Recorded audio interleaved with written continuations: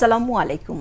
ATN Bangla সংবাদে সবাইকে স্বাগত জানাচ্ছি সীমা খান। শুরুতেই বিআরবি কেবলস সংবাদ শিরোনাম। 2 দশক পর কার্ডিফের স্মৃতি ফিরিয়ে আনলো মিরপুর। প্রথমবার দেশের মাটিতে ক্রিকেট পরাশক্তি অস্ট্রেলিয়াকে হারালো টাইগাররা। ব্যাটে বলের অনন্য নৈপুণ্যে ম্যাচ সেরা মুসাদ্দেক। ইসলামী ব্যাংকের রদবদল ও গ্রাহক বিক্ষোভে উত্তপ্ত সংসদ। স্বরাষ্ট্রমন্ত্রী ও জামায়াতের আমিরের মাঝে বিতর্ক। তরুণ উদ্যোক্তাদের জন্য বাজেটের সুখবরের আশ্বাস অর্থমন্ত্রীর। 2266 কোটি 41 লক্ষ টাকা ব্যয়ে 8টি প্রকল্প অনুমোদন একনেকে। কাজের নামে বাজেটে বরাদ্দ লুটপাট হয়, অভিযোগ বিরোধী দলীয় নেতার। রামিসা ধর্ষণ ও হত্যা মামলার যাবতীয় নথি উচ্চ আদালতে। সুপ্রিম কোর্টের আলাদা সচিবালয় প্রচেষ্টায় হাইকোর্টের রায় আপিল বিভাগে স্থগিত। শুনানি 16 জুন। এবং দলীয় পরিচয় ছেড়ে আওয়ামী লীগ নেতারা স্থানীয় নির্বাচনে অংশ নিতে পারবেন, জানালেন তথ্য উপদেষ্টা। দিল্লিতে বিজিবি বিএসএফ আলোচনা, পুশিনের কোনো সদুত্তর পাওয়া যায়নি। শুনছিলেন বিআরবি কেবল সংবাদ শিরোনাম, এবারে জানাবো বিস্তারিত। অস্ট্রেলিয়াকে হারিয়ে ইতিহাস গড়ল বাংলাদেশ। দেশের মাটিতে বৃষ্টিবিঘ্নিত ম্যাচে ডাকওয়ার্থ লুইস পদ্ধতিতে বিশ্ব চ্যাম্পিয়নদের 86 রানে পরাজিত করে 3 ম্যাচের সিরিজে 1-0 এগিয়ে গেল টাইগাররা। প্রথমে ব্যাট করে মোসাদ্দেক, শান্ত ও তানজিদ তামিমের 50-তে 8 উইকেটে 284 রানের পুঁজি পায় বাংলাদেশ। জবাবে অস্ট্রেলিয়া 9 উইকেটে 191 রান তুললে বজ্রপাত ও বৃষ্টিতে খেলা আর মাঠে গড়ায়নি। পরাগ আরমানের রিপোর্ট। অবিশ্বাস্য এক জয়ে 21 বছরের অপেক্ষার অবসান ঘটল। অজিদের হারিয়ে দেশের মাটিতে নিজেদের শ্রেষ্ঠত্ব জানান দিল বাংলাদেশ। তাতে 2005 সালের পর আরও একবার অস্ট্রেলিয়াকে পরাজয়ের স্বাদ পাইয়ে দিল টাইগাররা। 285 রানের টার্গেট হরহামেশাই পেরিয়ে যাওয়ার অভ্যাস অস্ট্রেলিয়ার, কিন্তু বাঘে ছুলে যে 18 ঘা তার প্রমাণ পেল অজিরা। বৃষ্টিবিঘ্নিত ম্যাচে উইকেট বুঝে ওঠার আগেই দলের স্কোরে 2 রান যোগ হতেই সাজ করে মেথুশট ও লাবুশানে 35 রানে থাকা কুপার কলোনিকে তুলে নিয়ে অস্ট্রেলিয়ার বিপদ আরো বাড়িয়ে তোলেন ম্যাচ সেরা মুসাদ্দেক হোসেন সৈকত। এরপর অধিনায়ক জস ইংলিশ, অ্যালেক্স কেরি এবং ক্যামেরন গ্রিনরা দলের বিপর্যয় ঠেকানোর চেষ্টা করেও ব্যর্থ হন। তবে অজিরা 9 উইকেটে 191 রানে থাকা অবস্থায় বৃষ্টির কারণে খেলার হতে পারেনি। টাইগার বোলার নাহিদ রানা একাই তুলে নেন 4 উইকেট। তাতে কার্ডিফের পর অস্ট্রেলিয়াকে আবারও পরাজিত করল বাংলাদেশ। এর আগে মিরপুরের টসে হেরে ব্যাটিংয়ে নেমে দলের 10 রানেই সাইফ হাসানের উইকেট হারায় বাংলাদেশ। তানজিদ তামিমকে নিয়ে দ্বিতীয় উইকেটে 91 বলে 96 রানের পুঁজিতে দলের বিপর্যয় ঠেকান নাজমুল হোসেন শান্ত। ব্যক্তিগত 54 রানে তামিম বিদায় নিলেও লড়াই চালিয়ে যান শান্ত। তবে জুটি করতে ব্যর্থ লিটন, এরই মাঝে ক্যারিয়ারের দ্বাদশ 50-এর দেখা পান শান্ত। 86 বলে 67 রান করে ডাগ আউটে ফেরেন বাংলাদেশের টেস্ট অধিনায়ক। আচমকা 4 উইকেট হারিয়ে বিপদে পড়ে বাংলাদেশ। তবে টাইগারদের বড় স্কোরের পথ দেখান 4 বছর পর দলে ফেরা মোসাদ্দেক হোসেন সৈকত ও তাওহিদ হৃদয় জুটি। 90 বলে 75 রানের জুটি করেন তারা। জুটি বিচ্ছিন্ন হয় 31 রানে থাকা তাওহিদ হৃদয়ের বিদায়ে। পরের ব্যাটারদের নিয়ে মোসাদ্দেকের মারমুখী আক্রমণে 284 রানের পুঁজি পায় 8 উইকেট হারানো বাংলাদেশ। ক্যারিয়ারের চতুর্থ 50 করে 70 বলে 86 রানে অপরাজিত থাকেন মোসাদ্দেক। পরে এই রানই জয়ের জন্য যথেষ্ট প্রমাণ করেন বোলাররা। পরাগ আরমান, এটিএন বাংলা। আসছে বাজেটে তরুণ উদ্যোক্তাদের জন্য সুখবর আছে বলে জানিয়েছেন অর্থমন্ত্রী আমির খসরু মাহমুদ চৌধুরী। মঙ্গলবার ত্রয়োদশ জাতীয় সংসদের দ্বিতীয় অধিবেশনে এক প্রশ্নের জবাবে তিনি বলেন, উদ্যোক্তা তৈরিতে 500 কোটি টাকার তহবিল গঠন করা হয়েছে। বিনা জামানত স্টার্ট আপের জন্য উদ্যোক্তাদের 10 লাখ টাকা ঋণ দেওয়া হচ্ছে বলেও জানান তিনি। অর্থমন্ত্রী বলেন, বাজেটে নিম্ন ও মধ্যম আয়ের জনগোষ্ঠীর জীবনমান বাড়াতে বিশেষ গুরুত্ব দেওয়া হচ্ছে। শেয়ার বাজার চাঙ্গা করতে এবং অর্থনীতির গতি সঞ্চারে প্রয়োজনীয় সবকিছুই সরকার করবে বলেও সংসদকে জানান মন্ত্রী। এছাড়া কর্মমুখী কারিগরি শিক্ষায় এবারের বাজেটে গুরুত্ব দেওয়ার কথাও জানান অর্থমন্ত্রী। আগামী ২৬-২৭ অর্থ বছরের বাজেটে স্টার্টআপ তহবিল, নারী উদ্যোক্তা তৈরি, নারী উন্নয়ন ও তরুণ উদ্যোক্তা তৈরিতে প্রস্তাবিত বরাদ্দ মোট ৪০০ কোটি টাকা।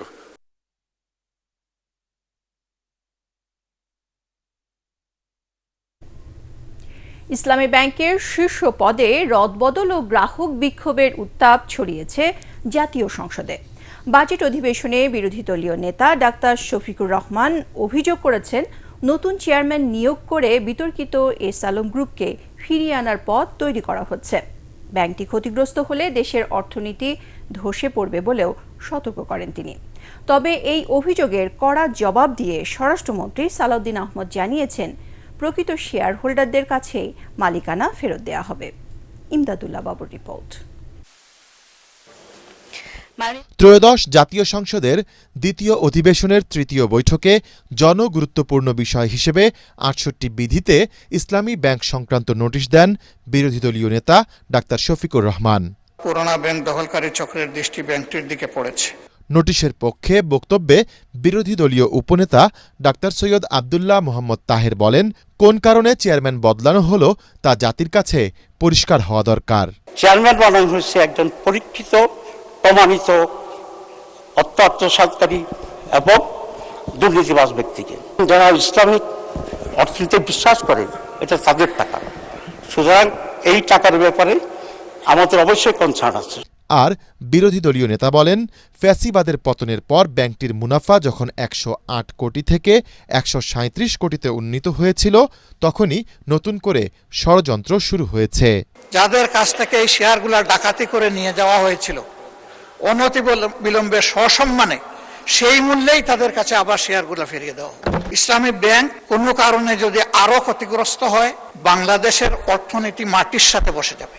আমি মাননীয় প্রধানমন্ত্রীকে বিশেষভাবে অনুরোধ করব, বাস্তবতার ভিত্তিতে এই ব্যাংকটাকে বাঁচাতে হবে। বিরোধী শিবিরের এসব বক্তব্যের কড়া সমালোচনা করেন স্বরাষ্ট্রমন্ত্রী সালাউদ্দিন আহমদ। জামাত ইসলাম ব্যাংকের মালিক না, আবার বলছে ইসলামের উপর হাত দিবেন না। ইসলামী ব্যাংক ইসলাম নয়, আমাদের জনাব মির্জা ফখরুল ইসলামও ইসলাম নয়, জামাতে ইসলামও ইসলাম নয়। সুতরাং সবকিছুতে ইসলামের উপরে হাত দিবেন না দোহাই দেওয়া কিন্তু ঠিক নয়। বৈধ এবং প্রকৃত শেয়ার হোল্ডারদের কাছে এই মালিকানা ফেরত দেওয়ার যথাযথ ব্যবস্থা গ্রহণ করা হবে মাননীয় স্পিকার। তিনি আরও বলেন, নবনিযুক্ত চেয়ারম্যানকে সরাতে গ্রাহকরা নয়, বহিরাগতরা আন্দোলন করছে। একবার যে ব্যাংক তকবিরে লিল্লাহ দিয়ে দখল করা হলো, সেই ব্যাংকের দখলটা বেদখল হয়ে যাবে, এই যাতনা তো আমরা বুঝি মাননীয় স্পিকার। ৫ই পরবর্তী যারা লোন গ্রহণ করেছে, আমি নামই বলি, নাবিল গ্রুপকে ৭০০ কোটি টাকা এলসির এগেনস্টে লোন দেওয়া হয়েছে, পরে এই মালামাল বিক্রি করে ব্যাংকে টাকা ফেরত দেওয়া হয়নি। দুষ্ট লোকেরা বলে সেটা কোনো এক দলের নির্বাচনে তহবিলে গেছে। হেড অফিসের অ্যাপ্রুভেল ছাড়া নির্বাচনের আগে ৪০ কোটি টাকা লোন দেওয়া হয়েছে, যার কোনো সদুত্তর নাই। এগুলো তদন্ত হবে মাননীয় স্পিকার। এ সময় দেশের মানুষ হতাশ হয়, এমন কাজ করা থেকে বিরত থাকতে বিরোধী দলের প্রতি আহ্বান জানিয়ে অর্থমন্ত্রী আমির খসরু মাহমুদ চৌধুরী বলেন, ব্যাংকটিকে স্থিতিশীল করা হচ্ছে। আপনারা কোনোভাবেই সঠিক কাজটাকে গ্রহণ করতে রাজি নেই। চেয়ারম্যানের কারণে আপনারা টাকা উইথড্র করে নিয়ে যাচ্ছেন, তাদের এখানে একটা যোগসূত্র আছে। বাংলাদেশ জাতীয়তাবাদী দল ফাইন্যান্সিয়াল ডিসিপ্লিনে কোনো কম্প্রোমাইজ করবে না। ফিনান্সিয়াল সেক্টর যে গুরুত্বপূর্ণ, সেটা আমরা অক্ষর অক্ষরে বুঝি। আপনারা নিশ্চিত থাকতে পারেন, ইসলামিক ব্যাংকের ভবিষ্যৎ বিএনপির হাতে খুবই সেফ। শেষ মুহূর্তে ব্যাংকটির সংকট মোকাবিলায় সংসদীয় কমিটি গঠনে বিরোধী দল প্রস্তাব দিলে আলোচনা শেষ হওয়ায় তা গ্রহণ করেননি স্পিকার হাফিজউদ্দিন আহমদ। বিতর্ক শেষ হয়েছে, the motion has been talked out. Imdadullah Babu, ATN Bangla, Dhaka. এই পয়েন্ট অফ অর্ডারটি গৃহীত হলো না। ২,২৬৬ কোটি ৪১ লক্ষ টাকা ব্যয়ে ৮টি প্রকল্প অনুমোদন দিয়েছে জাতীয় অর্থনৈতিক পরিষদের নির্বাহী কমিটি একনেক। এর মধ্যে সরকারের নিজস্ব অর্থায়ন ২,২২৯ কোটি ১৩ লক্ষ টাকা এবং সংস্থার নিজস্ব অর্থায়ন ৩৭ কোটি ২৮ লক্ষ টাকা। বাংলাদেশ সচিবালয়ের মন্ত্রিসভা কক্ষে প্রধানমন্ত্রী ও একনেক চেয়ারপারসন তারেক রহমানের সভাপতিত্বে সভায় এই অনুমোদন দেয়া হয়। এর মধ্যে নতুন প্রকল্প ৩টি ও সংশোধিত প্রকল্প 3টি এবং মেয়াদ বৃদ্ধি করা হয়েছে 2টি প্রকল্পের।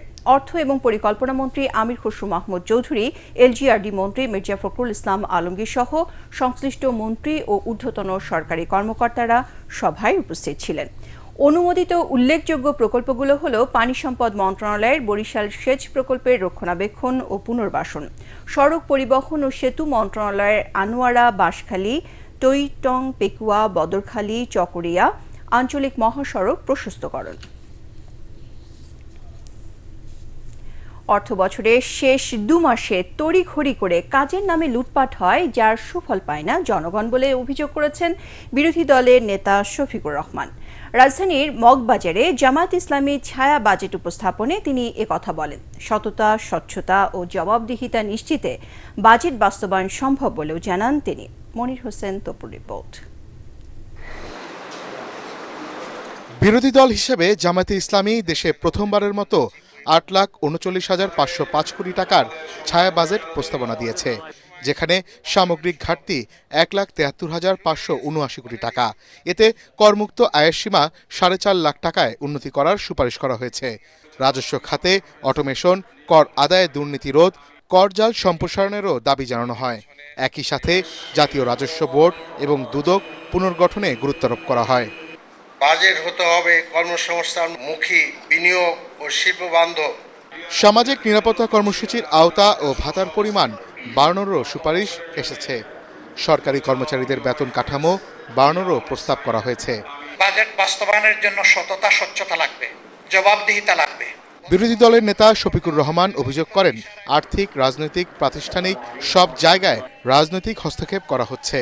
তাই সর্বস্তরের মানুষের জন্য অর্থাৎ জনমুখী বাজেট দিতে হবে। সমাজের অপরাধী লোকদেরকে গুরুত্বপূর্ণ জায়গায় বসিয়ে দেওয়া হচ্ছে। এইভাবে যদি দেশের অর্থনৈতিক ব্যবস্থাপনার উপর রাজনৈতিক অনিবার্য হস্তক্ষেপ অব্যাহত থাকে, তাহলে ইতিমধ্যেই অর্থনীতির 2 অঙ্গের এক অঙ্গ মাটির সাথে পড়ে গড়াগড়ি বাঁধছে, স্টক মার্কেট, আর একটা অঙ্গ ব্যাংক বিমা কর্পোরেশন। এটাও যদি এলোমেলো বিধ্বস্ত হয়ে যায়, তাহলে জাতির গন্তব্য কোথায় গিয়ে দাঁড়াবে? তাছাড়া অর্থ বছর জুলাই-জুনের পরিবর্তে ইংরেজি ক্যালেন্ডার অনুযায়ী করার প্রস্তাবও দেন জামাত আমির। এডিপির একটা বিশাল অংশ শেষের 2 মাসে তাড়াহুড়া করে বাস্তবায়নের চেষ্টা করা হয়। এটি বাস্তবায়ন নয়, এটি হচ্ছে গণলুটপাট। এর সুফল জনগণ পায় না, কিছু অসৎ সুবিধাভোগীদের পকেটে এর সুফল চলে যায়। আমরা সংসদে প্রস্তাব দেব যে আমাদের ফিসকাল ইয়ারটি ক্যালেন্ডার ইয়ারের সাথে মিলিয়ে করা হোক। গণভোটের রায় ব্যর্থ হওয়ার দলিল কোথাও নেই উল্লেখ করে ডক্টর শফিকুর রহমান বলেন, 2/3 জোরে সরকার আমাদের দাবি অগ্রাহ্যের মাধ্যমে জনগণকে অপমান করেছে। সততা, স্বচ্ছতা, জবাবদিহিতা যদি নিশ্চিত করা যায়, আমরা মনে করি যে বাজেট প্রস্তাবনা আমরা করব, সেটা অবশ্যই অর্জনযোগ্য। মনির হোসেন তপু, এটিএন বাংলা, ঢাকা। বললে আমাদের অর্থনীতির নানা সংকটের মাঝে আগামী 11 জুন জাতীয় সংসদে উত্থাপিত হতে যাচ্ছে প্রায় 9.5 লাখ কোটি টাকার বাজেট। বাজেটে রাজস্ব আয়ের লক্ষ্যমাত্রা ধরা হয়েছে প্রায় 7 লাখ কোটি টাকা, যা দেশের ইতিহাসে সর্বোচ্চ, যেখানে শুধুমাত্র জাতীয় রাজস্ব বোর্ড এনবিআরকে কর আদায় করতে হবে 6 লাখ কোটি টাকার বেশি, যা অবাস্তব বলেছেন অর্থনীতিবিদ ও বিশ্লেষকরা। তারা বলছেন, সরকারের উচ্চাভিলাষী বাজেট ও রাজস্ব আয়ের লক্ষ্যমাত্রা চাপ বাড়াবে অর্থনীতিতে, বাড়তে পারে মূল্যস্ফীতি ও ঋণ নির্ভরতা। বাজেটের রাজস্ব খাত নিয়ে দেখুন তরিক ইসলামের রিপোর্ট। প্রধানমন্ত্রী পদের কর্তব্য। তারেক রহমানের নেতৃত্বে সরকার গঠনের 3 মাসের মাথায় প্রায় 7 লাখ কোটি টাকার রাজস্ব আয়ের লক্ষ্যমাত্রা নিয়ে চলতি সপ্তাহে জাতীয় সংসদে উত্থাপিত হতে যাচ্ছে দেশের 55তম বাজেট। বাজেটে জাতীয় রাজস্ব বোর্ড এনবিআরকে আদায় করতে হবে 6 লাখ কোটি টাকার বেশি, যা মোট রাজস্ব আহরণের প্রায় 87%, যার মধ্যে মূল্য সংযোজন কর বা ভ্যাট থেকে আদায় করতে হবে 3 লাখ কোটি টাকার বেশি। আয়কর ও শুল্ক থেকে আদায়ের লক্ষ্যমাত্রা ধরা হয়েছে প্রায় 3 লাখ কোটি টাকা। অথচ গত 10 বছর ধরে রাজস্ব আদায়ের লক্ষ্য পূরণ করতে পারেনি জাতীয় রাজস্ব বোর্ড এনবিআর, যেখানে চলতি অর্থবছরের 9 মাসে রাজস্ব ঘাটতি ছাড়িয়েছে লাখ কোটি টাকার বেশি। সরকারের এমন সিদ্ধান্তের ফলে বাড়তে পারে পণ্য ও সেবার দাম, দিন শেষে যার প্রভাব পড়বে জনগণের পকেটে। বিশ্লেষকরা বলছেন, দেশের সামগ্রিক প্রেক্ষাপটে রাজস্ব আদায়ের লক্ষ্যমাত্রা বাস্তবসম্মত নয়, যা প্রভাব ফেলবে দেশের বিনিয়োগ ও মূল্যস্ফীতিতে।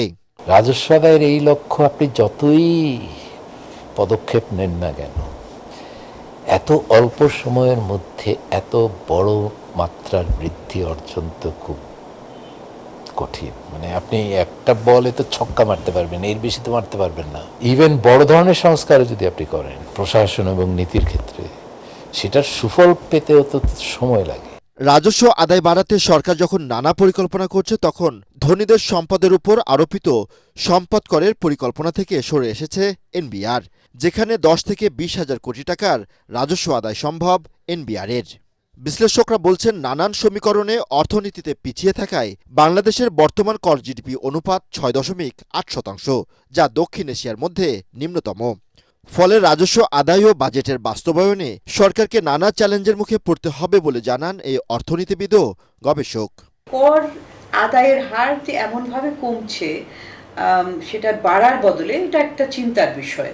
কারণ জিডিপির তুলনায় এখন এটা দাঁড়িয়েছে 6.8%, কোনো এক সময় এটা প্রায় 10% দিকে যাচ্ছিল, ওইটাই কিন্তু কম ছিল। তো এই পরিমাণ কর দিয়ে, এই পরিমাণ আয় দিয়ে আমার এই বিশাল ব্যয়টা পূরণ করাটাই হচ্ছে সরকারের চ্যালেঞ্জ। রাজস্ব আদায় সক্ষমতা বাড়ানো ও নতুন করে করের হার না বাড়াতে বাজেটে বিশেষ পরিকল্পনা নিতে সরকারের প্রতি আহ্বান জানান ব্যবসায়ী নেতারা।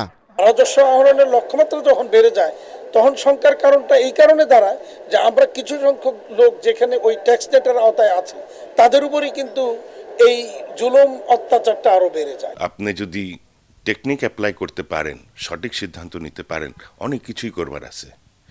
আর এই সব কিছু করতে গেলে ওই সরকারের সবচেয়ে বড় বন্ধু হইতে হবে ব্যবসায়ী। তরিক ইসলাম, এটিএন বাংলা, ঢাকা।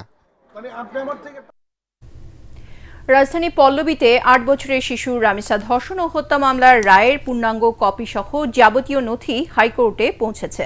মঙ্গলবার বিকেল 3:45টার দিকে 2 আসামির ফাঁসির রায়ে ঢাকা মহানগর শিশু সহিংসতা দমন ট্রাইব্যুনালের বিচারক মাসরুর সালেকিনের সইয়ের পর ডেথ রেফারেন্স বা মৃত্যুদণ্ডের অনুমোদনে তা হাইকোর্টে পাঠানো হয়। গত 7 জুন রামিসা ধর্ষণ ও হত্যায় আসামি সোহেল রানা ও স্বপ্না খাতুনের ফাঁসির রায় ঘোষণা করে আদালত। এদিকে রামিসা সহ নারী ও শিশু নির্যাতন দমন আইনের মামলার আপিল নিষ্পত্তির জন্য বিশেষ বেঞ্চ গঠন করেছে প্রধান বিচারপতি। সুপ্রিম কোর্টের জন্য আলাদা সচিবালয় 3 মাসের মধ্যে প্রতিষ্ঠার নির্দেশ দিয়ে হাইকোর্টের রায় স্থগিত করেছে আপিল বিভাগ। একই সাথে রায়ের বিরুদ্ধে করা আপিল শুনানি 16 জুন দিন ঠিক করেছেন প্রধান বিচারপতি জুবায়ের রহমান চৌধুরীর নেতৃত্বাধীন 4 বিচারপতির বেঞ্চ। আপিল নিষ্পত্তি না হওয়া পর্যন্ত হাইকোর্টের রায় স্থগিত থাকবে। অ্যাটর্নি জেনারেল জানান, বিচার বিভাগের স্থবিরতা কাটাতেই রায় স্থগিত করা হয়েছে। বিস্তারিত হুমায়ুন চিশতির রিপোর্টে। 24-এর গণ আন্দোলনের রাজনৈতিক পট পরিবর্তনের পর 25 আগস্ট জুডিশিয়াল সার্ভিস বিধিমালা বাতিল ও সুপ্রিম কোর্টের স্বতন্ত্র সচিবালয় চেয়ে রিট করেন 7 আইনজীবী। গত বছরের 2রা সেপ্টেম্বর 3 মাসের মধ্যে সুপ্রিম কোর্ট সচিবালয় প্রতিষ্ঠার নির্দেশ দিয়ে রায় দেয় হাইকোর্ট। এরপরই সুপ্রিম কোর্টের স্বতন্ত্র সচিবালয় নিয়ে অধ্যাদেশ জারি করে অন্তর্বর্তীকালীন সরকার। 11 ডিসেম্বর সুপ্রিম কোর্ট সচিবালয়ের কার্যক্রম উদ্বোধন করেন তখনকার প্রধান বিচারপতি সৈয়দ রেফাত আহমেদ। নিয়োগ দেওয়া হয় সচিবও। পূর্ণাঙ্গ রায় প্রকাশের পর 21 মে আপিল করে রাষ্ট্রপক্ষ। এদিকে জাতীয় সংসদের প্রথম অধিবেশনেই সুপ্রিম কোর্ট সচিবালয় অধ্যাদেশ রহিত করে সরকার। রোহিতকরণ বিল 2026 অবিলম্বে বিবেচনার জন্য গ্রহণ করা হোক। যারা এই প্রস্তাবের পক্ষে আছেন তারা হ্যাঁ বলুন। মঙ্গলবার প্রধান বিচারপতির নেতৃত্বে 4 বিচারপতির বেঞ্চ হাইকোর্টের ওই রায় স্থগিত করেন। স্বাধীন বিচার বিভাগের উপর সরকার কোনো হস্তক্ষেপ করছে না বলে জানান অ্যাটর্নি জেনারেল। আমি আদালতকে বলেছি যে এই রায়টি যদি স্থগিত না করা হয়, তাহলে আমাদের বিচার প্রশাসনে এক ধরনের স্থবিরতা কাজ করছে। পার্লামেন্টের যে অ্যামেন্ডমেন্ট আনা হয়েছে, সেই অ্যামেন্ডমেন্টে যেটা উল্লেখ করা আছে অধিকতর যাচাই বাছাই করার জন্য, সেটা করার জন্য এটাই সরকারের অবস্থান হিসেবে আমি ব্যাখ্যা করেছি। রিটকারীর আইনজীবী শিশির মনির বলেন, উচ্চ আদালতের নির্দেশনা থাকা সত্ত্বেও সুপ্রিম কোর্ট সচিবালয় বন্ধ করে সরকার আদালত অবমাননা করেছে। That will create a negative example, যে আদালতের রায় না মানলেও মনে হয় চলে। বিচার বিভাগ যদি স্বাধীন না হয়, জনগণের রক্ষা কবচ বলতে শেষ পর্যন্ত কিছুই আর হাতে থাকে না। এরই মধ্যে সুপ্রিম কোর্ট সচিবালয়ের সচিব সহ আইন কর্মকর্তাদের সরিয়ে নিয়েছে সরকার। একই সাথে বন্ধ করা হয়েছে কার্যালয়টিও। হুমায়ুন চিশতি, এটিএন বাংলা, ঢাকা। স্থানীয় সরকার নির্বাচনে আওয়ামী লীগের যে কেউ অংশ নিতে পারবেন, বাধা দেবে না সরকার। তবে দলীয় পরিচয় ব্যবহার করতে পারবে না। সচিবালয়ের নিয়মিত ব্রিফিংয়ে এসব তথ্য জানান প্রধানমন্ত্রীর তথ্য উপদেষ্টা ডাক্তার জাহিদুর রহমান।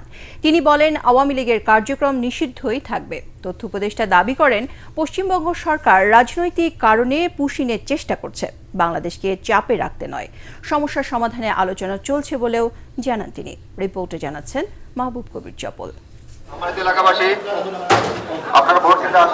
সেপ্টেম্বর থেকে ইউনিয়ন পরিষদ, উপজেলা ও জেলা পরিষদ, পৌরসভা এবং সিটি কর্পোরেশনের নির্বাচন শুরুর কথা বলছে সরকার। এসব নির্বাচনে অংশ নিতে তৎপরতা শুরু করেছে বিএনপি, জামাত, এনসিপি সহ বিভিন্ন রাজনৈতিক দলের নেতাকর্মীরা। আওয়ামী লীগ এতে অংশ নেবে কিনা তা নিয়ে ধোঁয়াশা রয়েছে। প্রধানমন্ত্রীর তথ্য উপদেষ্টা জানান, দলটির কার্যক্রম নিষিদ্ধ থাকলেও নির্দলীয় স্থানীয় সরকার নির্বাচনে যে কেউ অংশ নিতে পারবেন। একজন ব্যক্তি যদি নির্বাচনে পার্টিসিপেট করতে চান, তিনি যদি আওয়ামী লীগের, কারণ এটা নির্দলীয়, এখানে কেউই দলের কথা বলবেন না, এবং তিনি যদি তার ক্যাম্পেইনে, কারণ এটা হতে পারে একজন নির্দলীয় ব্যক্তি আসলেন কিন্তু যারা ক্যাম্পেইনে আওয়ামী লীগ বা তাদের যা যা বলা সেগুলো বলেন, সেটা প্রবলেম হবে। আওয়ামী লীগের পোস্ট পজিশন কর্মসূচি যেহেতু নিষিদ্ধ আছে, এই পোস্ট পজিশন তিনি তো আসলে ব্যবহার করছেন না, তিনি করতে পারেন না। ব্যক্তি হিসাবে যে কেউ যদি ক্রাইটেরিয়া যা আছে সেটা ফুলফিল করতে পারেন, তিনি যদি মনে করেন নির্বাচন করবেন, তিনি নির্বাচন করতে পারেন। সরকারের দিক থেকে বাধা দেওয়ার কোনো কারণ নেই। ভারতের পশ্চিমবঙ্গে বিজেপি সরকার গঠনের পর সীমান্তে পুশিন বেড়েছে।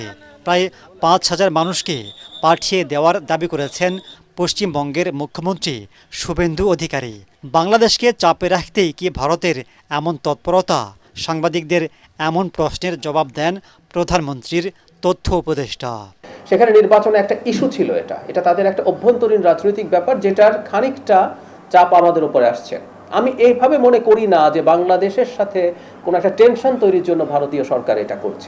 ৫ আগস্ট পরবর্তী সময়ে ডক্টর ইউনূস সরকারের সাথে যে ধরনের পরিস্থিতি ছিল, সেটা থেকে তারা বেরিয়ে আসতে চান, দুই দেশই চায় সেটা। সেজন্য আমি মনে করি যে সংকটটা প্রাইমারিলি দেখা যাচ্ছে, এটার একটা সমাধান দ্রুত হবে। আদ্দিন হাসপাতালে ৬ শিশুর মৃত্যুর পর তদন্ত সহ বিভিন্ন উদ্যোগ নিয়েছে সরকার, কিন্তু হামে ৬০০-র বেশি শিশুর মৃত্যুর ঘটনায় তদন্ত শুরু হচ্ছে না কেন? এর কারণ জানান তথ্য উপদেষ্টা। সরকার কিন্তু এটা বলেনি যে তদন্ত কমিটি করছে না। আমি আবারও বলছি, মাননীয় মন্ত্রী বলছেন প্রায়োরিটিটা এই মুহূর্তে হচ্ছে, এটা কিন্তু আপনি যদি খেয়াল করেন যে প্রায়োরিটি হচ্ছে যারা আক্রান্ত হচ্ছে তাদেরকে বাঁচানোর চেষ্টা করা, টিকা শেষ করা, যাতে এই পরিস্থিতিটার উন্নতি হয়। আমরা কিন্তু কারণটা জানি, সংকটটা কেন হলো, টিকা দেয়া কেন সমস্যা হয়েছিল এবং কারা দায়ী আছে তাদেরকে খুঁজে বের করা। সো সেই তদন্ত আসলে হবে। তিনি জানান, দ্রুতই তিস্তা ব্যারেজ নির্মাণের প্রক্রিয়া শুরু হবে। খরচ হতে পারে ২০,০০০ কোটি টাকা। সব মিলিয়ে কম বেশি, আবার বলছি গ্রোসলি ২০,০০০ কোটি টাকার মতো খরচ হতে পারে। মাহবুব কবির চপল, এটিএন বাংলা, ঢাকা। আছে সেটার পর বেশ কয়েকদিন যাবৎ ভারত বাংলাদেশ সীমান্তে বিএসএফ ও বিজিবির মাঝে অবৈধভাবে পুশিনের কারণে উত্তেজনা বিরাজ করছে। পুশিন ঠেকাতে স্বেচ্ছার বিজিবি ও সীমান্তের বিভিন্ন পয়েন্টের স্থানীয় বাসিন্দারা। পুশিন ইস্যুতে ভারতের রাজধানী দিল্লিতে বিএসএফ বিজিবি মহাপরিচালক পর্যায়ের বৈঠকে ভারত স্পষ্ট কথা না বললেও ঢাকা স্পষ্ট জানিয়েছে এই পুশিন গ্রহণযোগ্য নয়। বৈঠক চলাকালেও জামালপুর সহ সীমান্তে বিভিন্ন স্থানে বিএসএফের পুশিনের চেষ্টা যেন থামছেই না। সাজ্জাদ জাহানের রিপোর্ট। কোনো আইনের তোয়াক্কা না করে পশ্চিমবঙ্গে বিজেপি সরকার ক্ষমতায় আসার পর থেকে বাংলাদেশ সীমান্তে পুশিন বা জোর করে মানুষ ঢুকিয়ে দেওয়ার চেষ্টা চলছে। ফলে সীমান্তের বিভিন্ন পয়েন্টে উত্তেজনা বিরাজ করছে। চলতি মাসে ঠাকুরগাঁও, লালমনিরহাট, মেহেরপুর ও পঞ্চগড় সহ সীমান্তের বিভিন্ন পয়েন্টে পুশিনের চেষ্টা করছে বিএসএফ। বেশ কিছু স্থানে নারী ও শিশুদের সীমান্তের শূন্যরেখায় অসহায় অবস্থায় ফেলে রাখে তারা। জামালপুরে সীমান্তের শূন্যরেখায় 18 জনকে পুশিনের চেষ্টা করেছে বিএসএফ, কিন্তু বিজেপি ও স্থানীয় এলাকাবাসী তা রুখে দিয়েছে। এদিকে ভারতের রাজধানী দিল্লিতে ভারত বাংলাদেশ সীমান্ত নিয়ে বিএসএফ ও বিজিবি মহাপরিচালক পর্যায়ের বৈঠকের দ্বিতীয় দিন চলছে। বৈঠকের বিষয় নিয়ে ভারতীয় গণমাধ্যম টেলিগ্রাফ ইন্ডিয়া জানায়, নয়াদিল্লির এজেন্ডায় পুশিন বিষয়টি উল্লেখ নেই। তবে ঢাকা স্পষ্ট জানিয়েছে এই পুশিন গ্রহণ করা হবে না। পুশিন ইস্যুতে পররাষ্ট্র প্রতিমন্ত্রীর বক্তব্যে স্পষ্ট যে ঢাকার সঙ্গে দ্বিপাক্ষিক সম্পর্কেও প্রভাব পড়তে পারে। সাজ্জাদ জাহান, এটিএন বাংলা, ঢাকা। বাংলাদেশের সঙ্গে বাণিজ্য ও বিনিয়োগ বাড়াতে দক্ষিণ কোরিয়ার প্রতি আহ্বান জানিয়েছেন রাষ্ট্রপতি মোহাম্মদ শাহাবুদ্দিন। বঙ্গভবনে দক্ষিণ কোরিয়ার রাষ্ট্রদূতের সাথে সাক্ষাৎকালে এই আহ্বান জানান তিনি। রাষ্ট্রপতি বলেন, আইসিটি, জাহাজ নির্মাণ, তৈরি পোশাক ও অবকাঠামো খাতে আরও বিনিয়োগ করা যেতে পারে। কোরীয় বাজারে বাংলাদেশি পণ্যের শুল্ক ও কোটামুক্ত সুবিধা অব্যাহত রাখা এবং চুক্তি দ্রুত বাস্তবায়নের বিষয়েও অনুরোধ জানান তিনি। এ সময় দক্ষিণ কোরিয়ার রাষ্ট্রদূত বলেন, দুই দেশের মধ্যে বাণিজ্য, শিক্ষা ও সাংস্কৃতিক সহযোগিতা আরও বাড়াতে তার দেশ বদ্ধপরিকর। এর আগে মরক্কোর রাষ্ট্রদূতের সঙ্গে সাক্ষাতে রাষ্ট্রপতি দুদেশের সম্পর্ক আরও জোরদারে গুরুত্ব দেন।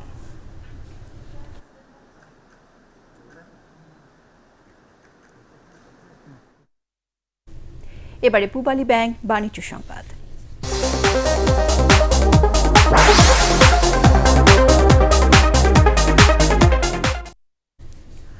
তরুণদের ধূমপানে নিরুৎসাহিত করতে বাজেটে তামাক পণ্যের দাম বৃদ্ধির দাবি জানিয়েছেন চিকিৎসকরা। জাতীয় প্রেস ক্লাবের তোফাজ্জল হোসেন মানিক মিয়া হলে তরুণদের তামাক ব্যবহার ও অসংক্রামক রোগের ঝুঁকি প্রতিরোধে করণীয় শীর্ষক সেমিনারে এই দাবি করা হয়। এ সময় আসন্ন বাজেটে নিম্ন ও মধ্যম স্তরের সিগারেট একীভূত করে 10 চলকার প্যাকেটের দাম 100 টাকা এবং প্রতি প্যাকেটে 4 টাকা কর আরোপের প্রস্তাব করেন তারা। এছাড়া উচ্চ ও প্রিমিয়াম স্তরে যথাক্রমে 150 ও 200 টাকা করার দাবি করা হয়। বক্তারা বলেন, দেশে প্রায় 3,78 লাখ প্রাপ্তবয়স্ক মানুষ তামাক ব্যবহার করেন। 15 থেকে 24 বছর বয়সীদের 10% বেশি তামাক ব্যবহার করেন। এবারে আন্তর্জাতিক সংবাদ।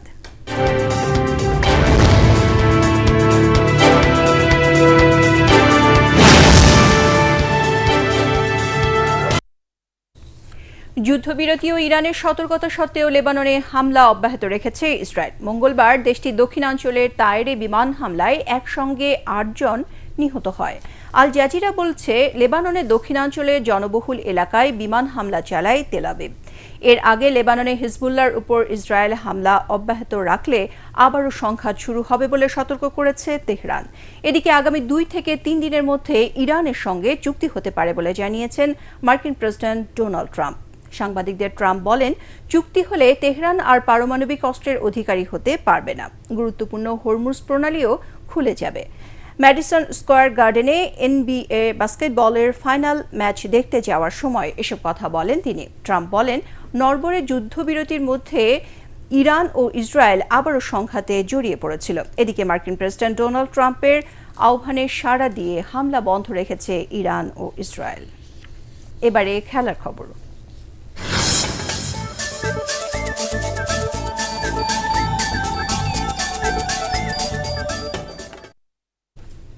ফুটবল বিশ্বকাপ সরাসরি দেখাতে ফিফার সাথে 47 কোটি টাকার চুক্তি করেছে বিটিভি, যা ভ্যাট ট্যাক্স মিলিয়ে 63 কোটিতে দাঁড়াবে।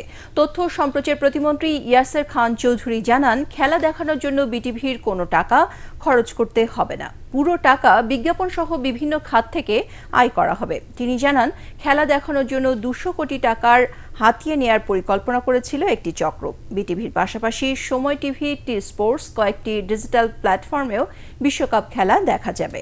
এছাড়াও দেশের বিভিন্ন স্থানে ডিজিটাল স্ক্রিনে খেলা দেখানোর ব্যবস্থা করা হবে বলে জানান ক্রীড়া প্রতিমন্ত্রী আমিনুল হক।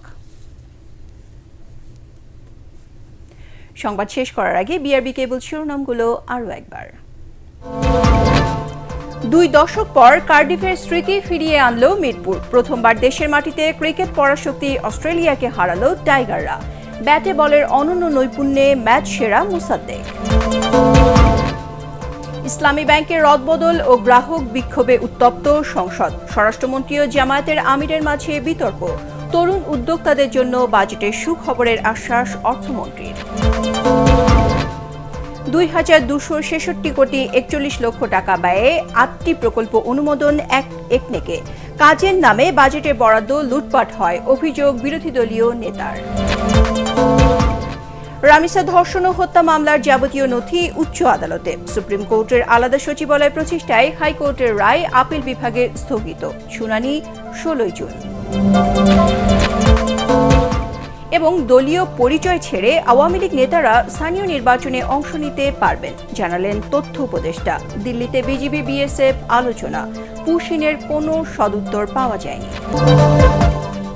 পরবর্তী সংবাদ দেখার আমন্ত্রণ জানিয়ে এখনকার মতো শেষ করছি। ATN বাংলা সংবাদ ইউটিউবে দেখতে ব্রাউজ করুন youtube/ATN বাংলা নিউজ।